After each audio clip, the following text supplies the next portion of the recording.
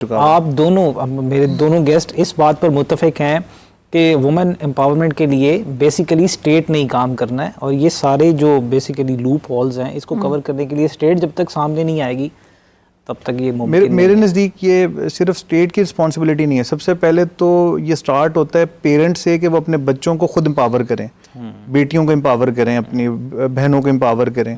फिर ये रिस्पॉन्सिबिलिटी उनके स्कूल या एजुकेशनल इंस्टीट्यूशंस में आ जाती है, जो उनको पढ़ा रहे होते हैं कि उनको उनके राइट्स के बारे में बताएं, उनको मेंटली ट्रेन करें, उनको स्ट्रॉन्ग करें, उन्हें बताएं कि जब तुम्हारे कोई राइट इन्फ्रिंज होता है तुमने क्या करना है। सही। उसके बाद फिर अगली स्टेज है कि जिस बिजनेस या जिस माहौल में कम्युनिटी में वो रहते हैं वो कम्युनिटी उनको वो एटमॉस्फेयर दे कि दे फील प्रोटेक्टेड। सही। और इवेंचुअली फिर स्टेट की रिस्पॉन्सिबिलिटी है टू इंश्योर कि अगर कहीं ऐसी कोई वॉलेशन हो तो it has the capacity and the infrastructure to deal with those situation with stern hands.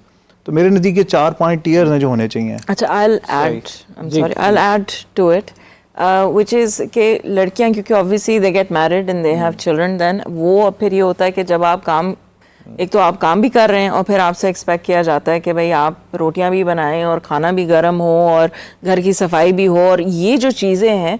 Another aspect is कि जब आपके घर एक बच्ची आती है और अगर वो वर्किंग है और अगर बच्चे हैं तो एक बैलेंस होना चाहिए with the responsibility, with the kind of responsibilities that आप उसको दे रहे हैं। वो ये नहीं है वो सुपर वुमन उसको एक टैग दे देते हैं, विच आई थिंक कि नहीं देना चाहिए, क्योंकि आपको काम कर रहे हैं, जैसे एक वकालत है या आप डॉक्टर हैं, as a male you will realize कि भाई it's a full time job, it requires a lot of exertion, a lot of mental and physical exertion. So मगर अगर आप घर आके आपको ये है कि आप रोटियां बनाएं, खाना बनाएं, मगर ये है कि आप कोई एक फॉर इंस्टेंस बच्चों को ड्रॉप कर ऑब्लिगेटरी ऐसे।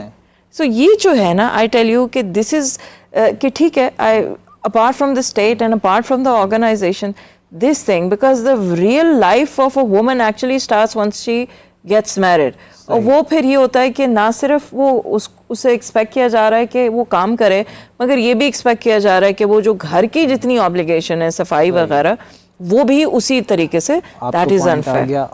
अमीन, मैं आपसे पूछना चाहूँगा कि जैसे मैंने पहले भी आपसे बात की कि इस ज़माने में 2024 इट्स इधर आज वुमेन सेफ्टी ऐप्स भी हैं, स्पेशल हेल्पलाइंस भी हैं, ये भी तो अपना एक किरदार अदा कर रही हैं ख़वातीन के तहफ़्फ़ुज़ के लिए। क्या इससे आप मुतमिन हैं? अभी तो ये इम्प्लीमेंट हुई है, आई थिंक बड़ा रीसेंट इसका है, इसकी इम्प्लीमेंटेशन। अभी इसकी एक्चुअल यूज़ जो है वो तब पता चलेगी जब इसमें एक्चुअल केसेस जो हैं आएंगे और उस पर कन्विक्शन कुछ दिन पहले आई थी जिसमें से 70% जो केसेस रिपोर्ट हुए वो उसमें से 70% जो थे वो फेक।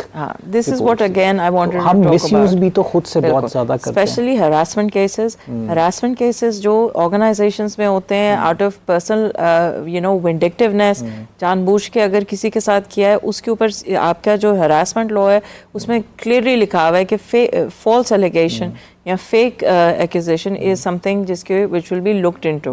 हाउएवर आई थिंक उसके ऊपर भी काम करना चाहिए कि कोई जानबूझ के किसी का किसी के मिसयूज ना करे लॉ को निकालने के लिए उसको मिसयूज ना करे। क्या होता है जो जेन्युइन केसेस हैं उनका फिर आपकी वो होता है कि अच्छा ओवरऑल तो हमारे सारे मुआशरे में, मतलब आप बीइंग अ बैरिस्टर लॉयर, आप प्रैक्टिसिंग जब आप करती हैं प्रैक्टिस, तो आपको ये बात तो नज़र आती है कि हम मेजॉरिटी हमारे केसेस जो है ना उसमें ज़्यादातर झूठ की जो होती है ना, एक वो शरह बहुत ज़्यादा रखते हैं हम कोशिश करने के लिए कि किसी तरह से हम अगले को सज़ा दिलवा दें। तो ये जो एक हमारा पूरा मुआशरे का एक माइंडसेट है उसको भी चेंज करने की ज़रूरत है।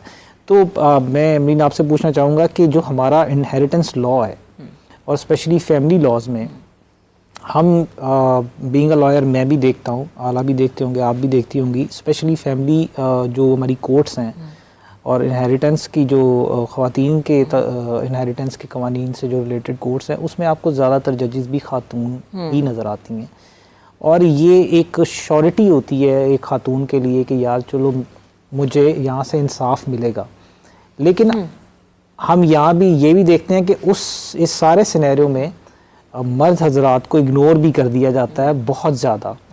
तो आप इसको कैसे देखती हैं? पहली चीज़ आई थिंक फैमिली लॉ जो है उसके लिए जो जजेस हैं आपके, जो सिविल कोर्ट की जो फैमिली साइड है या फैमिली डिवीज़न है, उसमें ट्रेनिंग बहुत रिगरसली और प्रॉपरली होनी चाहिए फॉर ऑल द जजेस। आपका पंजाब जुडिशल एकेडमी है, हावेवर जो आपकी दूसरी डिस्ट्रिक्ट्स हैं वहाँ पे भी आपको बहुत ज़रूरी है कि आपको एक चीज़ समझनी चाहिए कि भाई आपने किस तरीके से अप्लाई करना है लॉ, और लॉ क्या कहता है।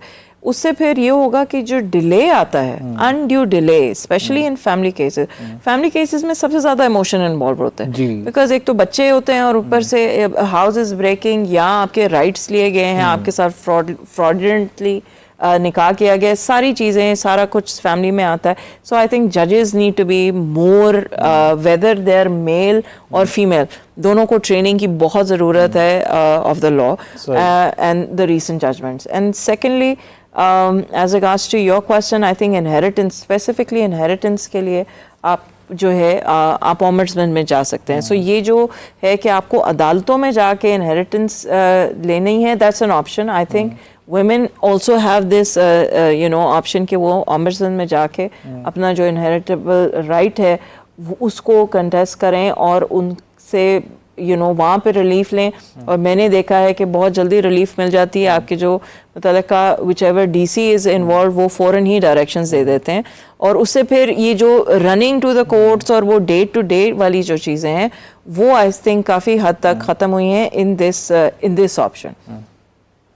सही। इमरान साहब, मैं आपसे पूछना चाहूँगा कि स्पेशली हम देखते हैं ऑनर किलिंग के केसेस बहुत ज़्यादा तादाद में बढ़ते जा रहे हैं। आजकल रिसेंटली बहुत ज़्यादा रिपोर्ट होते हैं केसेस, और जिसमें ख़वातीन इसका बहुत ज़्यादा शिकार होती हैं। इस हवाले से हमारा कानून, हमारा जुडिशल सिस्टम किस हद तक काम कर रहा है और किस हद तक सीरियस है इस चीज़ को लेकर? देखिए, पहली बात तो ये है कि ऑनर किलिंग जो है ना, वो तो एक डिफेंस नहीं है अब आपके क्रिमिनल लॉ में। आप उसको यूज़ नहीं कर सकते एज अ प्ली कि जी मैंने ऑनर किलिंग की, जुर्म है, आपने किसी की जान ली, मतलब आपने क्रिमिनल ऑफेंस कमिट किया, आपको उसकी सज़ा मिलनी है। अब जहाँ पे बात है ऑनर किलिंग की, तो यहाँ पे सबसे बड़ा मसला, चाहे कंदील बलोच का मामला हो या किसी और का भी आप इंस्टेंस आप ले लें एग्जाम्पल, आपको सबसे पहले बात समझनी पड़ेगी यहाँ पे निज़ाम में होता कि ऑनर किलिंग है। सबसे पहले तो औरत को अपने राइट्स का पता नहीं होगा, और अगर पता चल भी जाता है तो उस पर एक प्रेशर होगा। और फिर ऑनर किलिंग के केसेस में ख़ास तौर पे जब एक ऑफेंस, एक मर्डर कमिट हो गया है, वहाँ पे फिर अमूमन ऑनर किलिंग करने वाला होता कौन है? बाप, भाई, बेटा, चाचे का बेटा, कोई रिश्तेदार। और यहाँ पे ऐसे केसेस में पीपीसी कहती है कि जी आप जो है वो कोई वली माफ़ भी कर सकता है। अब वहाँ पे फिर केसेस के अंदर क्योंकि रिश्तेदार इन्वॉल्व होते हैं, ब्लड रिलेटिव्स इन्वॉल्व होते हैं, वली इन्वॉल्व हो जाता है, तो वहाँ पे वही वाली बात आ गई कि वो मेल ओरिएंटेशन की वजह से वो मेल डोमिनेंट होता है। बिल्कुल। तो ये उसमें जो आपकी फैमिली होती है वो भी उस मेल का ज़्यादा साथ देती है कि चलो यार ये तो बच जाए, कि इसको भी ना सज़ा हो जाए। अगर पीपीसी में वली की डेफिनेशन में मेल किन्समैन की जगह फीमेल किन्समैन होता है और वो माँ बन जाती ना, तो शायद कभी माफ़ ना करे। पर जब वो भाई बन जाता है, वो बाप बन जाता है, वो कोई रिश्तेदार आ जाता है, कोई चाचा आ जाता है, और वहाँ पे उन्हें पता होता है कि यार उधर भी फैमिली है, इधर भी फैमिली है, इवेंचुअली वो चीज़ें जो हैं वो फिर कहीं ना कहीं या तो माफ़ी की तरफ चली जाती हैं, और अगर माफ़ी की तरफ नहीं भी जाती हैं और स्टेट कहती है जी हमने प्रोसिक्यूट करना है, तो वहाँ पे लैक ऑफ एविडेंस हो जाता है, क्योंकि आपके पास आई विटनेसेस नहीं होते, ऑकुलर विटनेस नहीं होते, और आपको इवेंचुअली ट्रायल के स्टेज पे ऐसे लगने लग जाता है कि ऑनर किलिंग जो है वो सिर्फ एक एलिगेशन था, ये तो किसी और ने मारा, या कई दफ़ा तो सोसाइटी के भी बयान आ जाते हैं। बहुत इंपॉर्टेंट बात की आपने अमीन। मैं प्रोग्राम के अख्ताम से पहले आपसे एक आखिरी सवाल करना चाहूँगा कि आप क्या पैगाम देंगी आज की इस दौर में हमारी वो ख़वातीन जो इस मुल्क के उस हिस्से में रहती हैं, उन जगहों पे रहती हैं, उन देहात में रहती हैं जहाँ पर वो बिल्कुल इन सारी बुनियादी चीज़ों से महरूम हैं, उनके लिए आप क्या पैगाम देंगे? That's a tough question because you see उनके लिए मैं यही पैगाम दूंगी कि मेहनत करें, बहुत मेहनत करें, और इस डर से बिल्कुल निकल जाएं कि यहाँ पे अपॉर्चुनिटीज़ नहीं है। मुझे लगता है अपॉर्चुनिटीज़ हैं आपको, अगर ईमानदारी से और अगर आप अपने आप पे ख़ुद यकीन इत्मीनान है तो बड़ी चीज़ें, बड़ी अपॉर्चुनिटीज़ हैं जो आप इस्तेमाल कर सकती हैं और प्रॉपर हक हलाल का कमा सकते हैं। और जो लॉज हैं और जो स्टेट है उनको मैं ये कहूँगी कि इम्प्लीमेंटेशन की ज़रूरत है, ट्रेनिंग की ज़रूरत है। आपके जो इंस्टीट्यूट्स हैं, आपके जजेस, पुलिस ऑफिसर्स, ताकि वो केटर करें, आप सर्विस दे सकें टू नॉट ओनली आपका जो मेल हैं but also to the females and children.